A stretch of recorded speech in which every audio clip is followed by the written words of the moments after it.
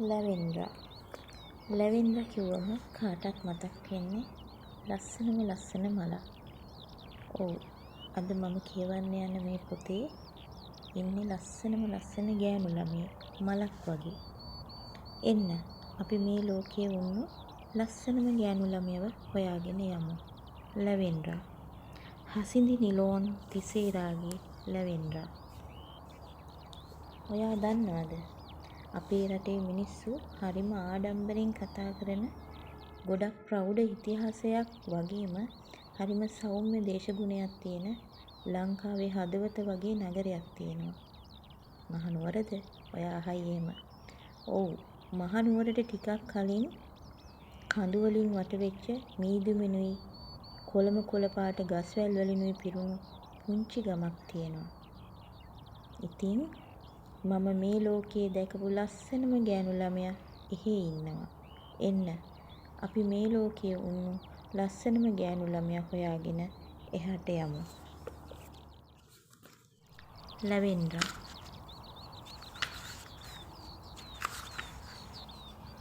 ලැවෙන්ඩ්‍රා සුළඟ මට දෙයක් කියන්නකෝ. ඔයා ලෝකෙ වටේම යනවා නේද? ඔයා දැකපු ලස්සනම ගෑනු ළමයා උන්නේ කොහේද? වෙන කොහේවත් නෙවෙයි දරුවෝ. එයා ඉන්නේ මේ පොතේ. එහෙමයි ලේඛකයා මෙහි සඳහන් කරන්නේ. මෙම කතාව කොටස් 16කින් යුක්තයි. අපි මෙහි පළමු කොටස කියවමු.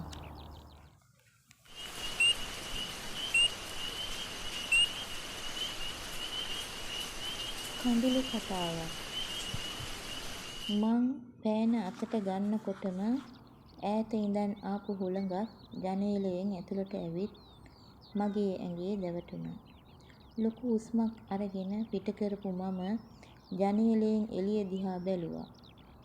අහසින් වැටුණු හිරි පොද වැස්ස දිහා බලාගෙන ඉන්නකොට මගේ මනස මාස ගාණක් ආපස්සට යන්න පටන් ගත්තා.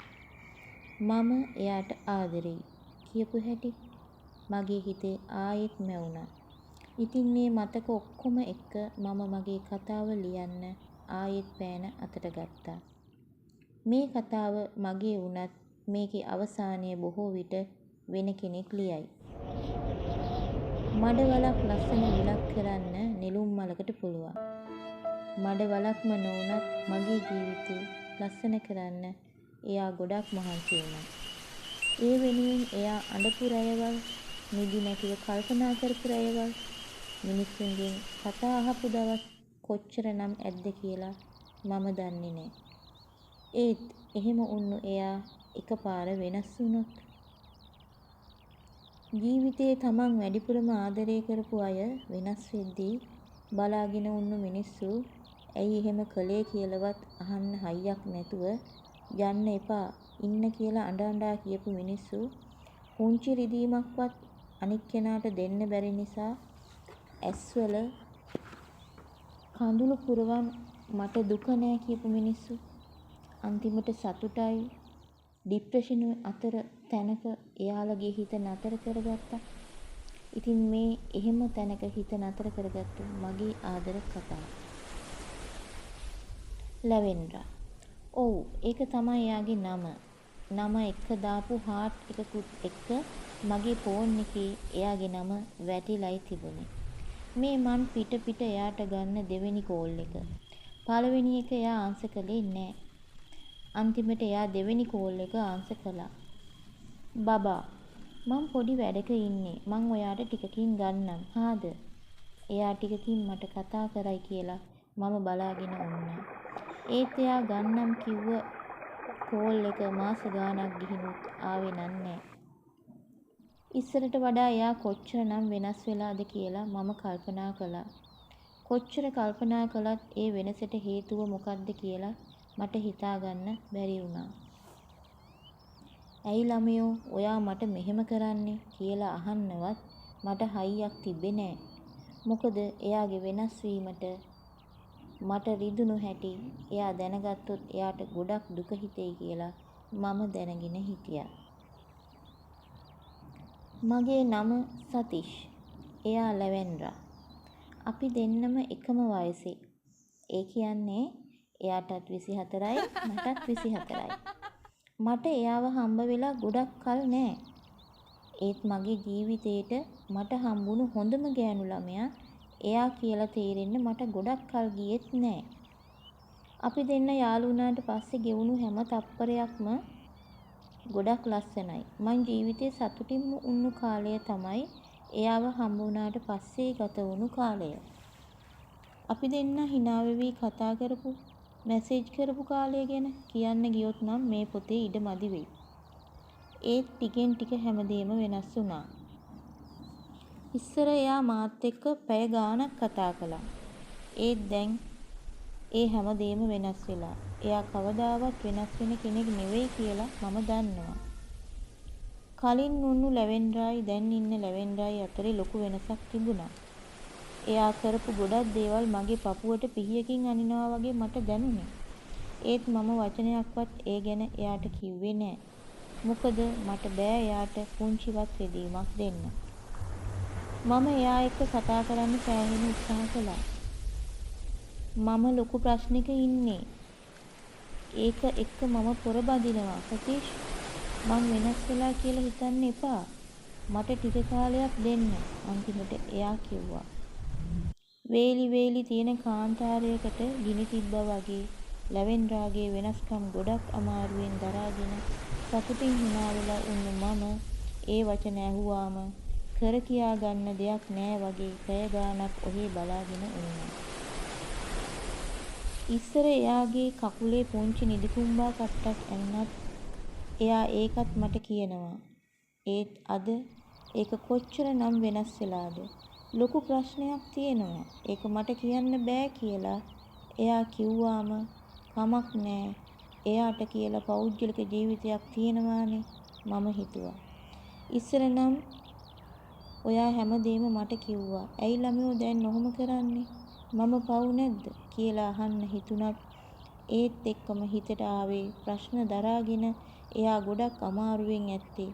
මම එහෙම කිව්වොත් එයාට ගොඩක් දුක හිතෙයි කියලයි. ඉතින් ඒ දුකත් මම තනියම හිතේ තද කරගත්තා. මට දැනුණා ලොකු අසරණකමක්. එයා දුකින් කියලා දැන එයා ලොකු ප්‍රශ්නයක කියලා දැන එයා වෙනුවෙන් කිසිම දෙයක් කරන්න මට බෑ. මට එයාගෙම ලස්සන ගුණාංග මතක් වුණා. මට අසනීප වුණොත් එයා පාන්දර 2ට විතරත් ඇහැරගෙන මගේ හිත රිදෙන කිසිම දෙයක් එයා කවදාවත් කරලා නෑ. එයා හැමදාම හිතුවේ මගේ සතුට ගැන. ඒත් එහෙම වුණ එයා අද ඉන්න විදිය. මාස එකහමාරක් විතර ඔහොම ගියා. එයා වෙනස් වෙලා නැහැ. එයා ඉන්නේ ලොකු ප්‍රශ්නක නිසායි එයා ඔහොම වෙලා තියෙන්නේ. ඒ ප්‍රශ්නය විසඳුනාම මගේ පරණ ලැවෙන්ඩ්‍රා ආයිත් ඒවි. එතකම් මම මේ ලොකු වේදනාව දරාගෙන hina වෙලා ඉන්නවා. හැබැයි කවදාවත් මම දරාගන්න විදිය එයාට කියන්නේ නෑ. මොකද ගොඩක් මිනිස්සු වටින මැණිකක් වෙනුවෙන් මහන්සි වෙන්නේ දරාගන්න කැපකිරීම කරන්න බැරි නෑ නේද? එහෙනම් මැණිකටත් වඩා වටින ඔයා වෙනුවෙන් ඊට වඩා දරාගන්න කැපකිරීම කරන්න මට පුළුවන්. ඒ සමහර දරා ගැනීම ඔයා දන්නේ නෑ මැණික. මොකද මම කවදාවත් ඒවා ඔයා එක කියලා නෑ. ඒවා මාත් එක්ක දවසක වැලිලිලාම යයි. ඔව් ඒවා මාත් එක්කම වැලිලිලාම යන්න ඕනේ. ආදරේ මනින්නේ කැපකිරීම වලින් නම් මම කැපකිරීම කරන්නම් ලැවෙන්ඩ්‍රා.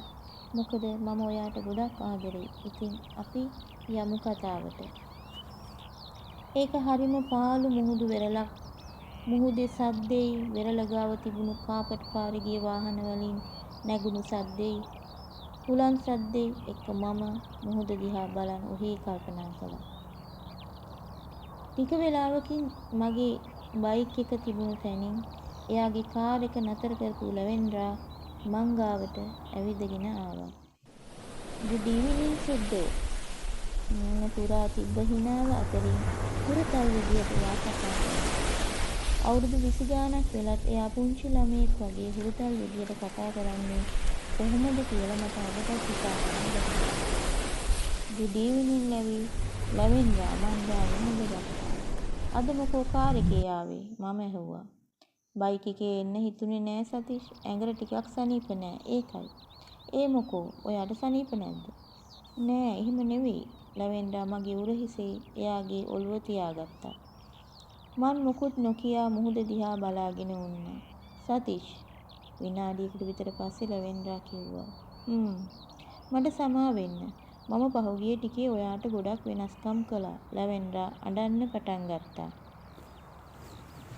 ලැවෙන්ඩා අනේ ළමියෝ අඬන්න එපා. මටත් දුක හිතිලා මාත් අඬන්න පටන් ගනී ඔන්න. මං කියපු දේ කනකටවත් නොගත්ත ලැවෙන්ඩා මගේ පපුවට තුරුල් වෙලා අඬන්න ගත්තා. මම ඔයාට කිව්වේ සතීෂ් මට ලොකු ප්‍රශ්නයක් තියෙනවා කියලා. ඒක නිසා මට ටික දවසක් දෙන්න කියලා මම ඔයාගෙන් ඉල්ලුවේ. ඉස්සර උන් ඔයා ආයෙත් එනකල් මම තාම බලාගෙන ඉන්නවා ලැවෙන්ඩා. ඉස්සර වගේ ඔයා මාත් එක්ක කතා කරයි කියලා, ඉස්සර වගේ ඔයා මාත් එක්ක පැය ගණන් මැසේජ් කරයි කියලා මම බලාගෙන ඉන්නවා. ඔයා මට මේ ප්‍රශ්නය ගැන දැන්ම කියන්න බෑ කිව්ව නිසා මම මෙච්චර දවස් මොකුත් නොකියා උන්නේ ලැබි. ඔයා හොඳින් නෙවෙයි කියලා දැන දැනත් මම බලාගෙන උන්නේ කොහොමද කියලා මට හිතා ගන්න බෑ. ලැවෙන්ඩා මුකුත් නොකියා ටික වෙලාවක් මගේ දිහා බලාගෙන වුණා.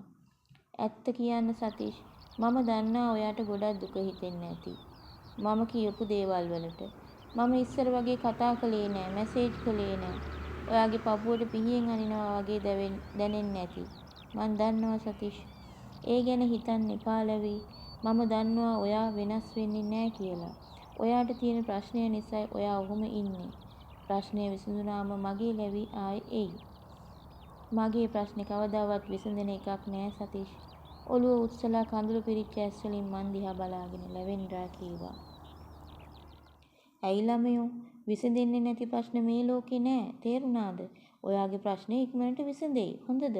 ලැවෙන්ඩාගේ ඇස් වලින් ආයෙත් කඳුළු පිහින අතරේ මම කිව්වා. සතීෂ් මම මගේ ප්‍රශ්නේ ඔයාට කියන්නම්.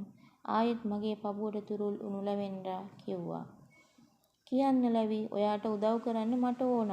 ඔයාගේ සතුටයි මට ඕන. ලැවෙන්ඩා කියපු ඒ වචන මගේ හිතට සැහැල්ලුවක් අරන් ආවා. එයාගේ ප්‍රශ්නය මොකක්ද කියලා හිතා ගන්න බැරුවයි මම මෙච්චර දවසක් උන්නේ. එයා ආද ඒක මට කිව්වොත් මට පුළුවන් එයාට උදව් කරන්න. අපි දෙන්නම එකතු වෙලා මේ ප්‍රශ්නේ ගොඩ එන්න උත්සාහ කරන්න පුළුවන්. මගේ පපුවට තුරුල් වෙලා මොකුත් නොකියා ලැවෙන්ඩා ටික වෙලාවක් වුණා.